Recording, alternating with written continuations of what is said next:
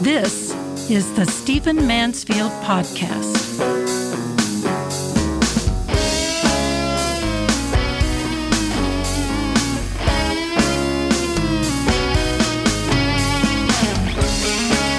Well, welcome to the Stephen Mansfield Podcast, the podcast where we look at our times through the lens of faith and leadership, character, and history. It's great to have you with me.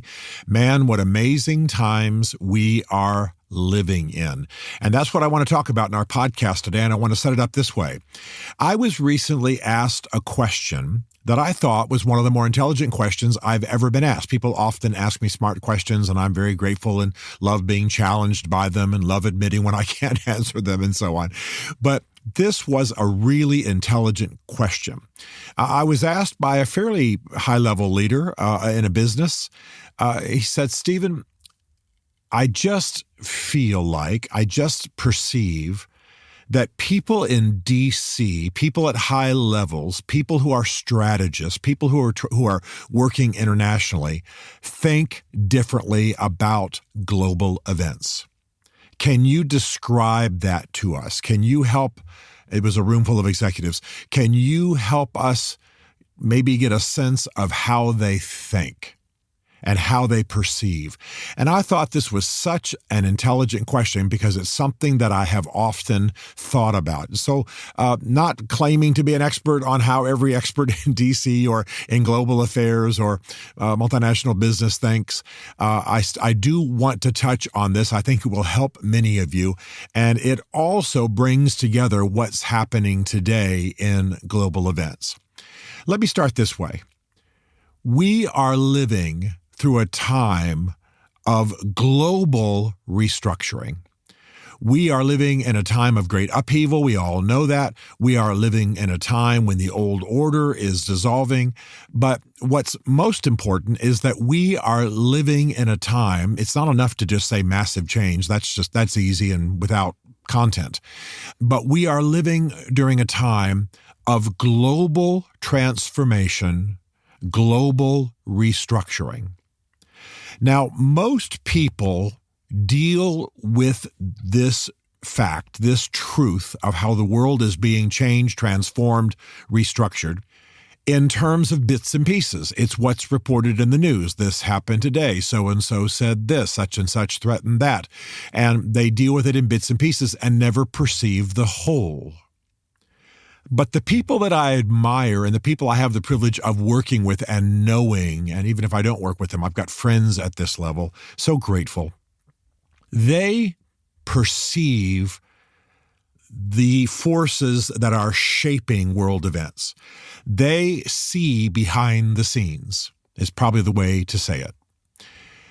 And they understand the macro trends, the macro forces, the global tectonic shifts that are happening that lead to the events you see in the headlines, that lead to the discussions that you maybe overhear in Congress or Parliament or the Knesset or wherever it is you're monitoring. And that's the focus I want to help you have today.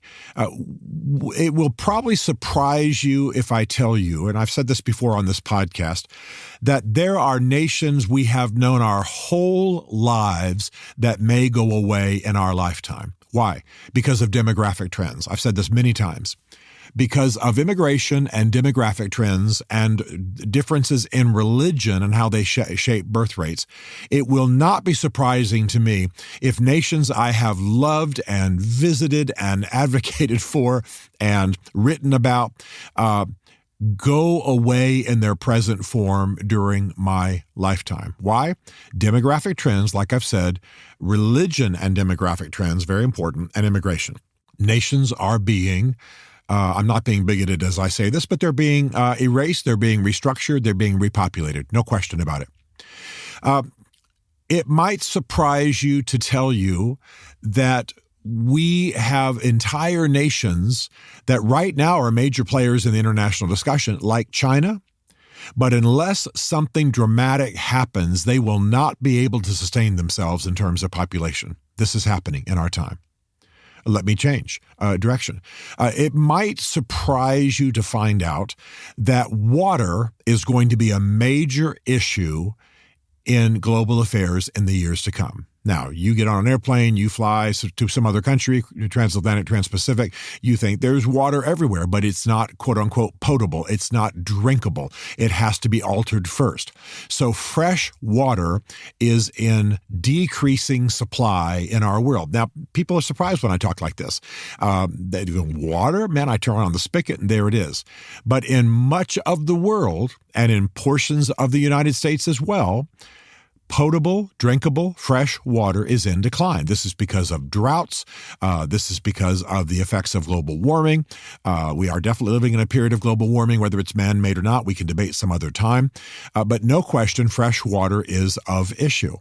And this has quite a history, by the way. I mean, the last time two American states armed up and almost came to blows, shots were almost fired. It was 1934 when California and Arizona were fighting over the Parker Dam. Water is an issue. Water is a massive issue. Water is part of what's leading to the California fires, the lack thereof.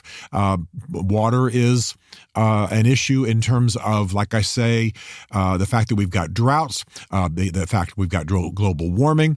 And by the way, if I had $100 million right now, you know what I would do? I would invest in desalinization. Now, this is how people sitting in D.C. think. They think in terms of the macro. They think in terms of the massive trends that lead to the decisions that we need to make, but also the headlines. Let me give you another example. Because we are in a warming period in history, the Arctic is ceasing to be a frozen, barren land filled with, polar bears. It is melting. And as a result, channels are now opening up for shipping. It is realigning the necessity of defense. It is quite possible that the U.S. could be attacked by China or Russia through the Arctic. That has not happened before in American history, but shipping lanes are opening up. Different kinds of technologies are needed. New kinds of subs are needed. We need bases in new kinds of places. We need warriors trained in new kinds of ways. Why? Not just simply because some general got crazy and decided to, pump up the Pentagon budget. That's how we tend to think. Whatever's reported at the last minute, whatever the press is griping about, whatever left is griping about regarding right's griping about regarding left. No, we've got an actual change in the earth that is leading to new defense challenges. And let me tell you how people normally perceive this. Trump gets up one day, President Trump, I always want to speak respectfully of every president, even if I disagree with him. President Trump gets up one day and he says, we want Greenland. We want Greenland. In fact, he says eventually, not right off the bat, we'll go to war with Denmark if we have to get Greenland. And everybody reacts to that statement. Everybody says he's either a buffoon or he's illiterate. He's talking about declaring war on our NATO allies. He's just a land-grabbing, fascist. He just wants to take. Well, I can't explain Donald Trump's psychology, but behind the scenes, even though he handled it unbelievably clumsily and still is, the fact is that these thawing ice regions in the Arctic and these new shipping lanes opening up and the encroachment of Russia and China in that part of the world. And if you just study the globe long enough, you suddenly realize, oh my gosh, if the Arctic is melting, we can be attacked from the north, which is something we've never really thought that much about before. And by the way, Russia knows more about this than we do because they border all those frozen lands and they've got cold water ports, et cetera, et cetera, et cetera. So we're coming from behind. All right. All that to say, President Trump is briefed on this. Suddenly, when you look at the map, when you consider what's going on, Greenland, with 800,000 square miles and only 57,000 people on it. In other words, there are more people attending a Tennessee Titans football game than live in Greenland, which is 800,000 and some square miles. So here's this barren continent, basically. It's an island, but it's almost the size, so it can be considered a continent. And it's got 57,000 people on it, and it's owned by Denmark, which is hours and hours flying away. And suddenly, because of the warming in the Arctic, Greenland becomes important. Now, how does this hit the news? President Trump's going to bomb Denmark, for heaven's sakes. And this is how it's perceived. Do we like Trump or don't we like Trump? Do we think he's stupid and land grabbing, or do we think he's making America great again? And this is the level at which the discussion happens. This is what you see on the cable scream fests. The fact is, there's something geopolitical and important. There's something strategic, and the macro trend is that whatever's causing global warming, the Arctic is becoming open. Yes, hopefully for trade, but certainly for military aggression and action. So yes, we need cold water Arctic icy bases in the Arctic region. We need to prepare for assault from the north. We need to prepare and take a stand against Chinese and Russian aggression. And they are both potentially better at this than we are. Now, do you see what I'm talking about? You have on the one hand the news that hits. Let's argue about Trump. Let's argue about Greenland. Let's pick on Trump about Greenland. Let's join the European griping about this. And I'm the first to say Trump has not handled this well. President Trump has not handled this well. However, behind the scenes, behind the headlines, behind the left, right, I love him, I hate him kind of stuff, is a macro trend, is a great force of history happening, and it's going to change our future as a nation one way or another. Not just our future, by the way, other nations and other futures. And why is it? It's because there's a macro trend happening. The macro trend of water, the macro trend of demographics, the macro trend of global warming. This is how you get strategic. This is how you understand what's going on. This is how we perceive. And I will tell you that to answer my friend's question, this smart executive who asked about thinking, the people I know, the strategists I know, the geniuses at the CIA, the people who are brilliant generals at the Pentagon, the analysts, the experts, the people who are thinking not in terms of the headlines, not in terms of a single candidate, not in terms of a single political campaign, not even in terms of one nation or one industry, but thinking in terms of the strategic macro forces in our world, the historical forces shaping our times, they perceive those. Many of them don't even watch the news. They understand that the news is the emotional overflow. It's the detritus. It's what's left on the floor after you've carved the chair. You've made the chair that you want to make. It's the shavings. It's the stuff that's extra.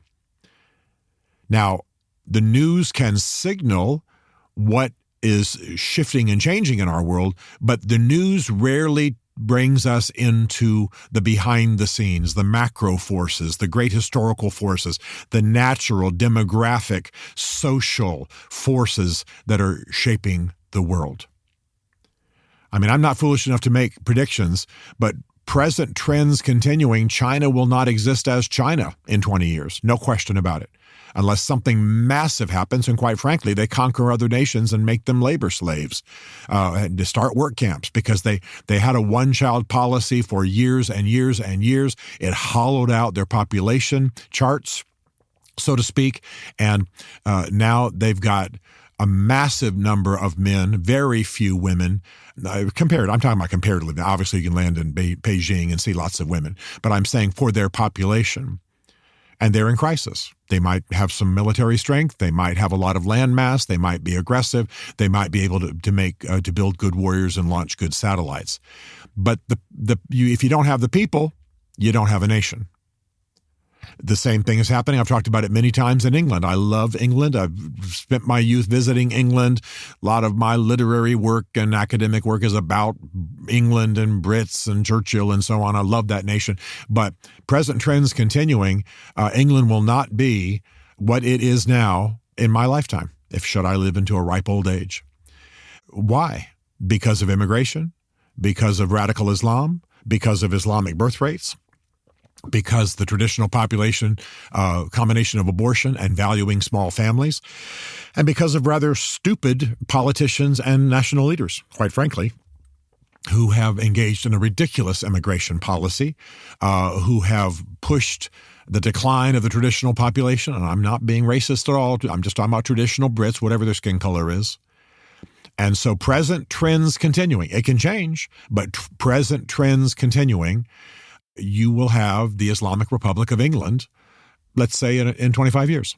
And I'm planning to still be alive in 25 years, God willing. So to answer the question of this executive and to also challenge you regarding your thinking, occasionally I want to do this on this podcast, not so much talk about headlines, but talk about how to think. You have to see behind the scenes. You have to get behind the headlines. You got to get behind what's presented in the news. You've got to get behind and ask yourself, why is this happening? Why are we even having a discussion about Greenland, for heaven's sakes? Did Donald Trump just get up one morning and just decide he wanted to claim somebody's land and pick on a tiny little country called Denmark? No.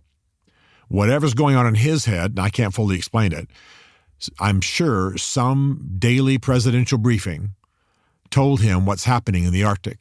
And then his personality took over and he reacted by threatening to blow Denmark off the map. But get behind that, get beyond that, whether you like Trump or not. What's the force? What's going on? For the rest of your life, if you're old enough to listen to this podcast, the Arctic is going to be an issue. It's going to be an issue. That's already decided. It's going to affect technology. It's going to affect recruiting for the military. It's going to affect military training. It's going to affect weaponry. It's going to affect sea lanes. It's going to affect where we put bases. It's going to affect trade. And by the way, it puts Maine on the front lines of the United States in a defense posture, and maybe New York a little bit, and Massachusetts. Changes things, doesn't it? So this is how you have to think. Get behind the scenes. Do a little research. Do a Google search. You don't have to get highly expensive books and go get doctorates in geopolitical forces. What you need to do is ask yourself every time you see a news story, what's really going on behind the scenes? Because if you're interested in immigration, a lot of immigration has to do with elections. A lot of immigration has to do with changing voter rolls. A lot of immigration has to do with stupid decisions made by our national leaders that really were motivated by politics more than anything else. Now, don't let that just keep you from seeing that we do need immigration. We do need to grow our nation. Our birth rates are low. We're going to need to welcome people in. We got to have a smart immigration policy. And I think the people in D.C. are smart enough to figure that out. However, what's happening a great deal is that people are trying to pad election rolls one way or the other. That's a little bit behind what Trump is doing with ICE. It's a little bit behind certainly what the Democratic politicians like Mr. Biden, Mr. Obama have done. Foolish, foolish, foolish immigration policy. People let in the country without any records hardly at all, just set loose in the country. Okay, my point's not to take a side. My point's to talk about a way of thinking.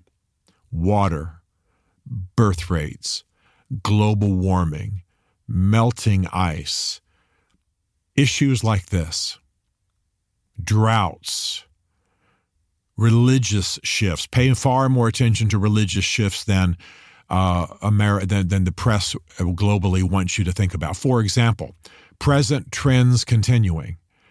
Latin America will cease to be dominant Catholic. It will primarily be Protestants and a Pentecostal charismatic version of Protestant. That's just the trend. It's just what's going on. Present trends continuing. Iran may very well cease to be an Islamic republic, certainly not led by the Ayatollahs they have now, the octogenarian leaders they have now. And you know what? Iran's got the fastest growing religious movement anywhere in the world. Who knows what might happen? Might be a democratic republic. Could be majority Christian. Watch the trends. See behind the scenes.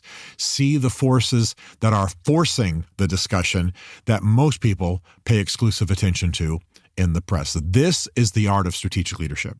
This is the art of thinking so as to anticipate.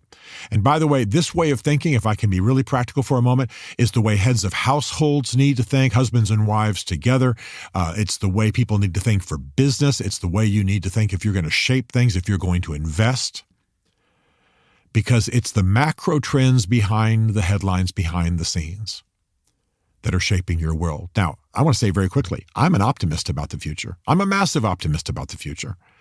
However, you aren't going to understand enough about the future to shape it if all you're doing is getting involved in the cable news scream fests. Stop it. Learn the trends. Do some research.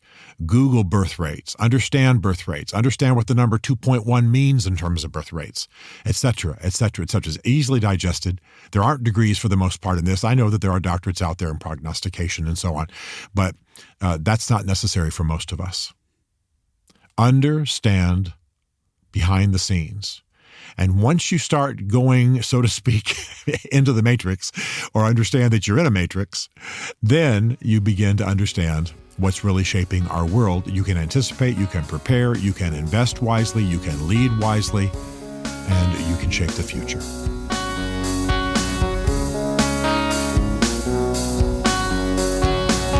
Stephen Mansfield is a New York Times best-selling author, a popular speaker, and a frequent faith and culture commentator in international media. His groundbreaking books on faith and society include The Faith of George W. Bush, The Search for God in Guinness, Mansfield's Book of Manly Men, and Lincoln's Battle with God. Learn more at stephenmansfield.tv.